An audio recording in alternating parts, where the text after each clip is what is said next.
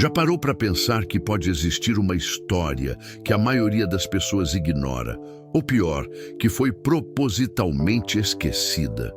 O mundo antes do dilúvio era um lugar sombrio, cheio de segredos que poucos ousam investigar. Anjos caídos, gigantes poderosos e uma tecnologia que poderia rivalizar com a nossa. Mas por que esse conhecimento foi apagado? O que a Bíblia realmente revela sobre essa era misteriosa? Hoje, vamos mergulhar fundo nos relatos proibidos do mundo pré-diluviano e descobrir verdades ocultas que podem transformar sua visão sobre a história da humanidade e o plano de Deus. Mas atenção, o que vamos revelar pode mudar tudo o que você pensava saber sobre os tempos de Noé. Antes de começar, quero te fazer um convite especial.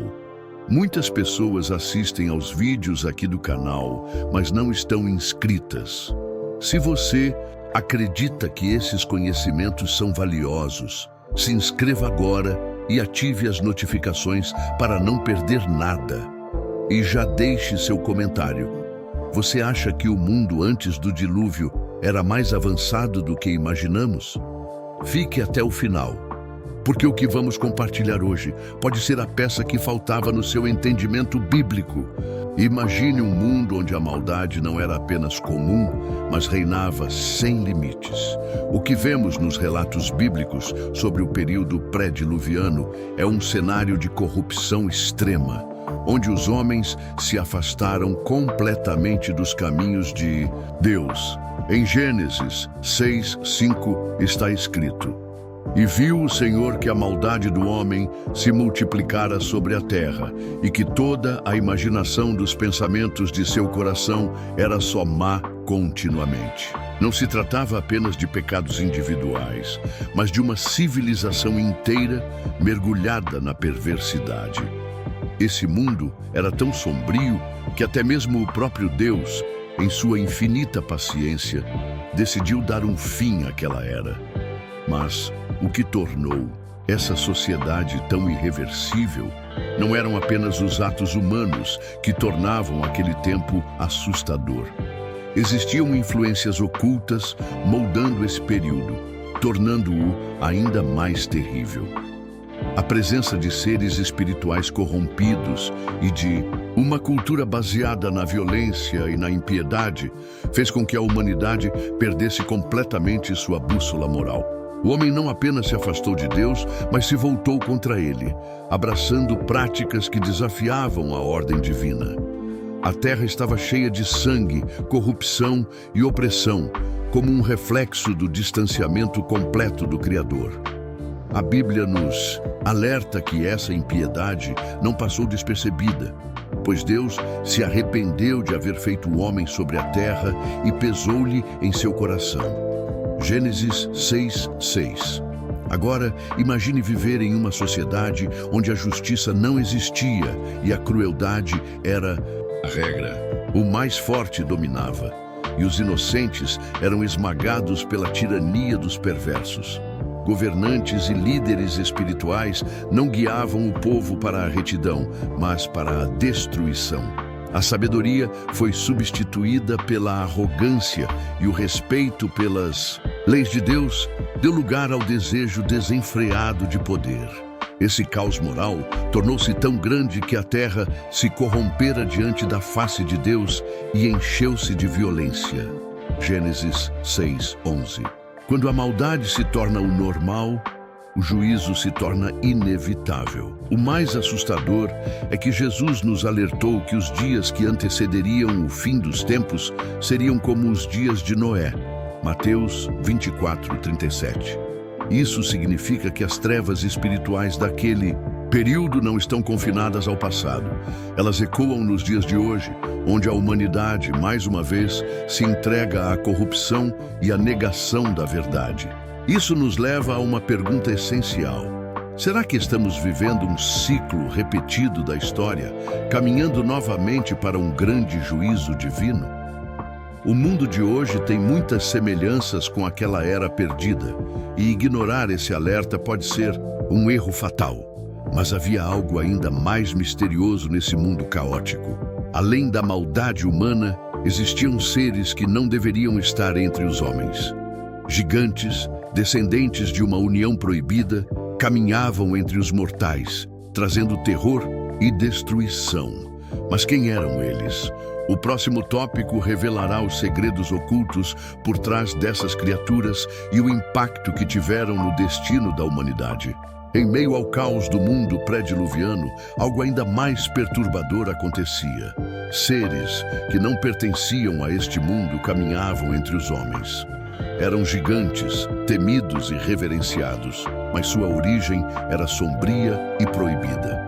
Em Gênesis 6:4, a Bíblia menciona os Nefilins. Havia naqueles dias gigantes na terra. E também depois, quando os filhos de Deus entraram às filhas dos homens e delas geraram filhos, estes eram os valentes que houve na antiguidade, os varões de renome. Mas quem eram esses gigantes? E por que sua existência foi um dos fatores que levaram Deus a trazer o dilúvio sobre a terra? Os Nefilins não eram apenas homens de grande estatura. Eles eram descendentes de uma união proibida. Anjos caídos, aqueles que se rebelaram contra Deus, tomaram para si mulheres humanas e geraram filhos híbridos. Essa fusão entre o espiritual e o humano resultou em criaturas poderosas, mas desprovidas da moralidade e da essência divina. Esses gigantes não eram apenas fisicamente imponentes, mas também eram guerreiros temidos, seres de extrema força e inteligência, que subjugaram e oprimiram a humanidade. Eles corromperam a criação, trazendo um nível de perversidade nunca visto antes. As civilizações antigas ao redor do mundo trazem relatos sobre esses seres. Em quase todas as culturas, há lendas de gigantes que dominavam a terra, reis tiranos com poderes sobre-humanos e divindades que interagiam com os humanos de maneiras questionáveis. Poderia isso ser um resquício da era dos Nefilins? É possível que esses gigantes tenham deixado rastros na história, marcando a humanidade com sua influência. Em Números 13:33, quando os espias de Israel exploram Canaã, eles relatam: também vimos ali os gigantes, filhos de Anak, descendentes dos gigantes, e éramos aos nossos olhos como gafanhotos, e assim também éramos aos seus olhos. Isso sugere que, mesmo após o dilúvio, esses seres ainda encontraram uma forma de continuar existindo.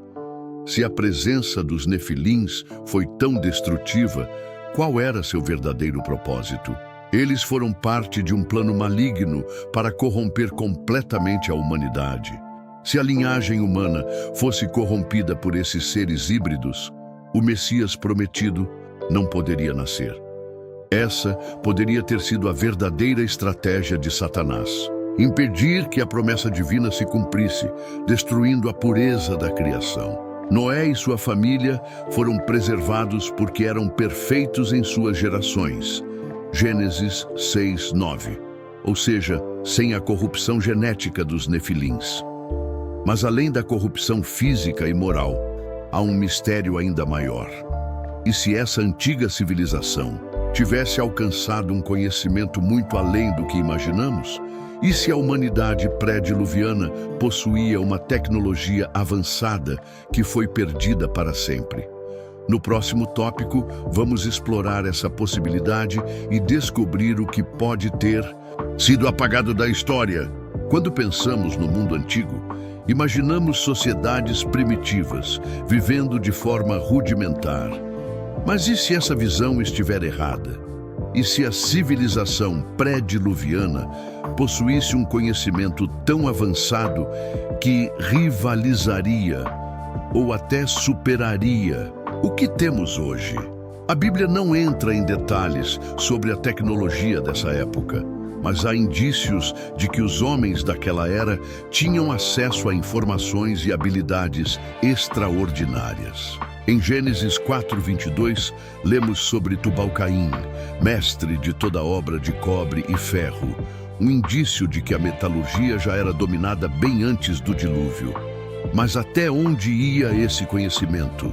Se considerarmos a influência dos anjos caídos, podemos imaginar que o avanço tecnológico foi muito além do que sabemos. No livro de Enoque, uma antiga obra não canônica, é mencionado que os anjos caídos ensinaram aos homens o uso de metais para criar armas, além de ciências ocultas, astronomia e até manipulação genética.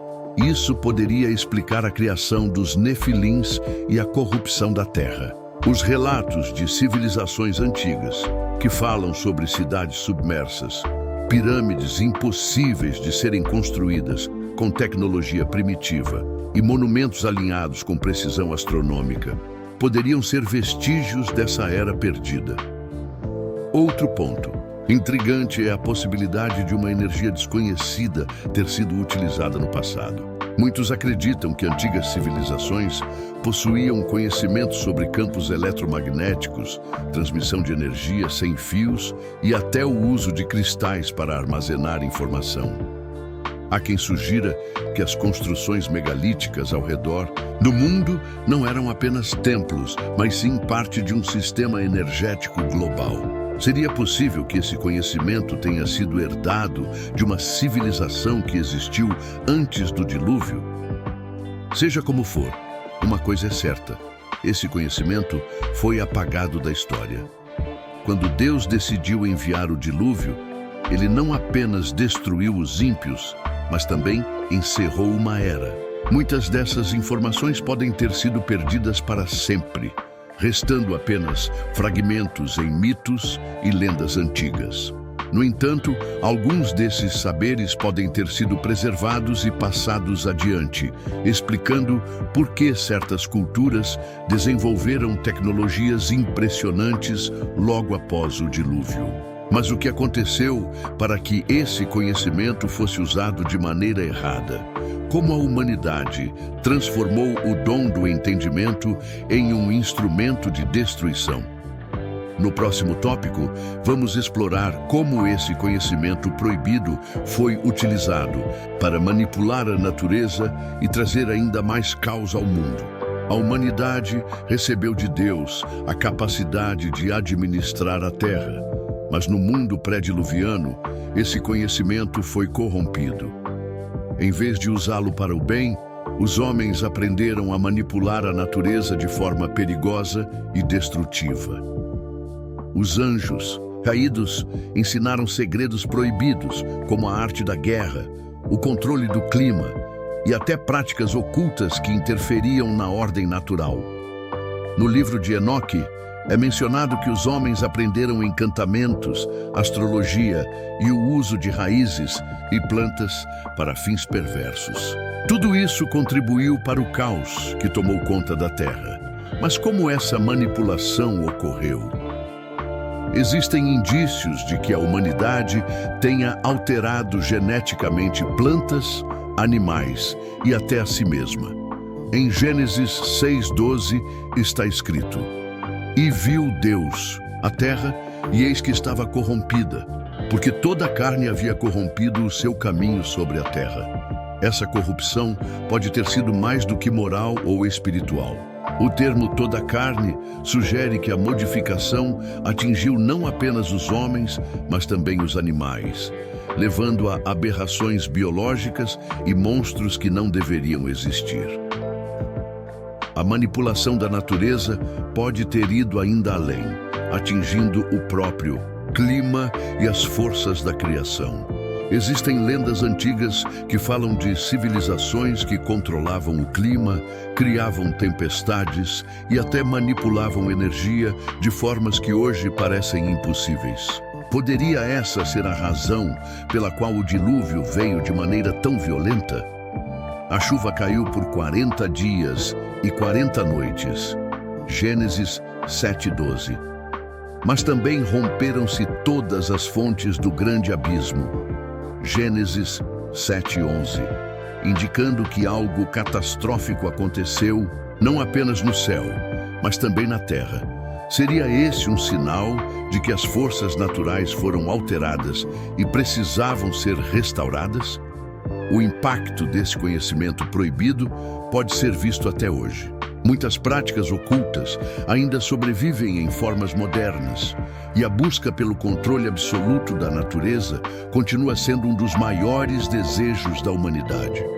Mas a grande lição que aprendemos é que sempre que o homem tenta usurpar o poder de Deus, as consequências são devastadoras. A manipulação irresponsável da criação levou o mundo pré-diluviano ao seu colapso. E a história pode estar se repetindo em nossos dias. Mas mesmo diante desse cenário de destruição, Deus levantou uma voz no deserto. Um homem foi escolhido para alertar a humanidade e oferecer uma última chance de arrependimento. No próximo tópico, vamos falar sobre a missão de Noé e como ele enfrentou o desafio de ser a única esperança em meio ao caos. Imagine estar sozinho em um mundo onde todos ao seu redor escolheram a corrupção e a violência. Noé viveu essa realidade. Ele era um homem justo em meio a uma geração perversa.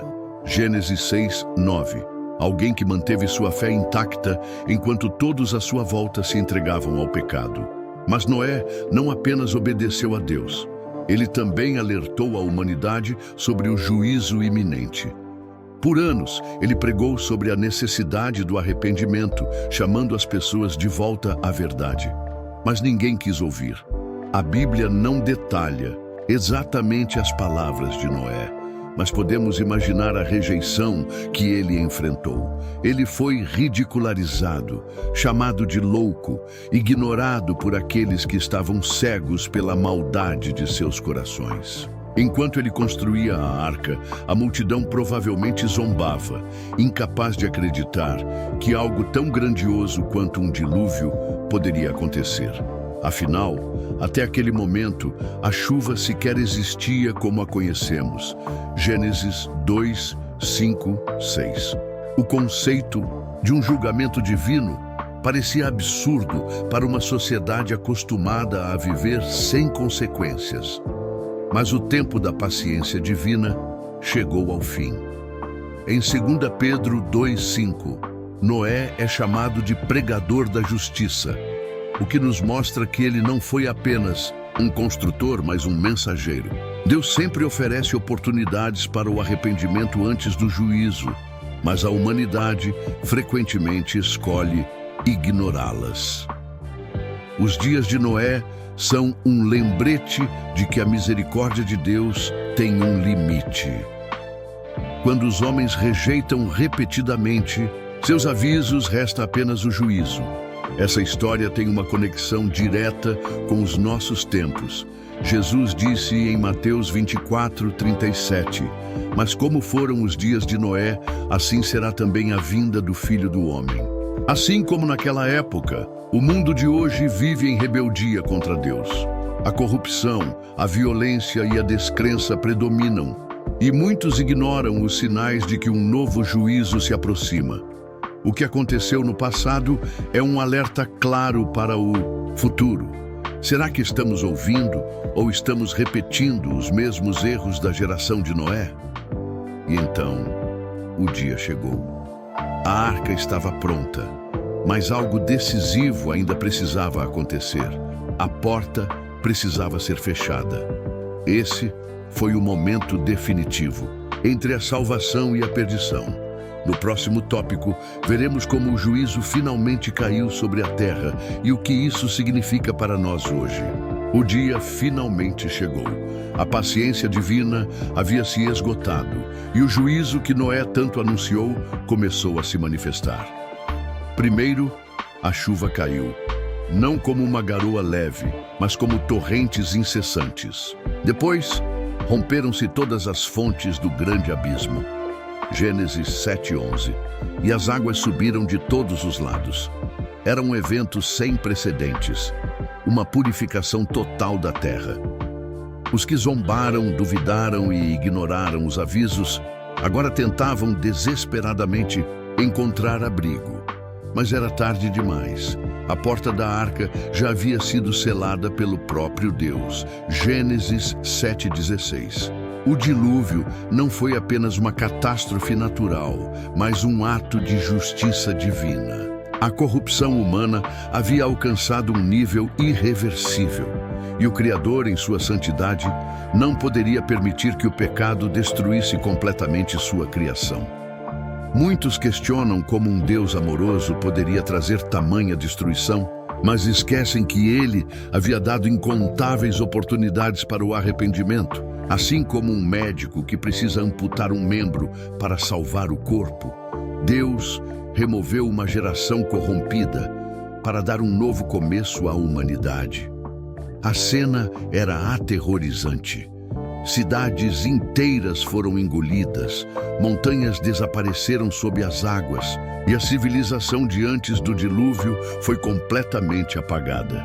Todo vestígio daquela sociedade perdida foi soterrado sob quilômetros de lama e sedimentos.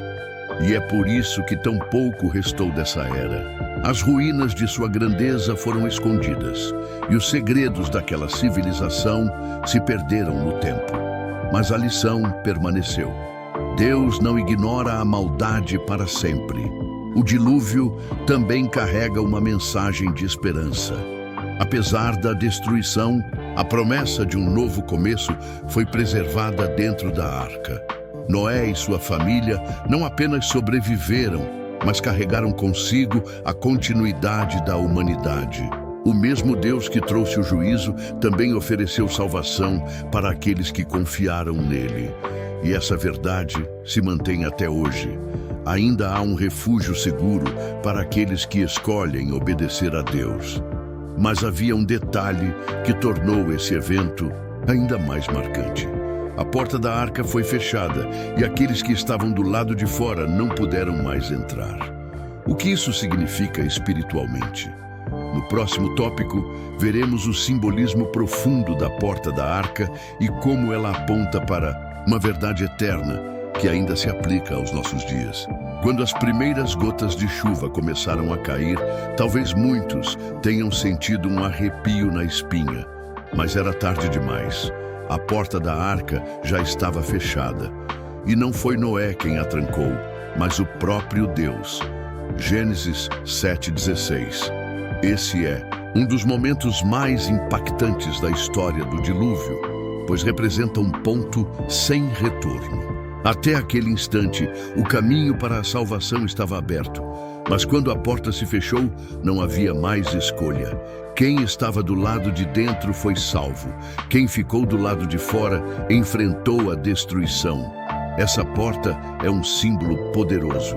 Ela representa a misericórdia de Deus, enquanto ainda há tempo, mas também sua justiça quando o tempo se esgota.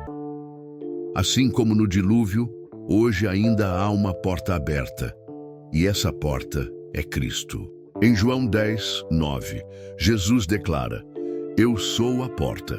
Se alguém entrar por mim, será salvo." Mas um dia, essa porta também será fechada e não haverá mais chances. Isso significa que a história de Noé não é apenas um evento do passado, mas um aviso profético para toda a humanidade. A geração de Noé acreditava que tinha todo o tempo do mundo. Eles viviam sem medo, sem pensar nas consequências.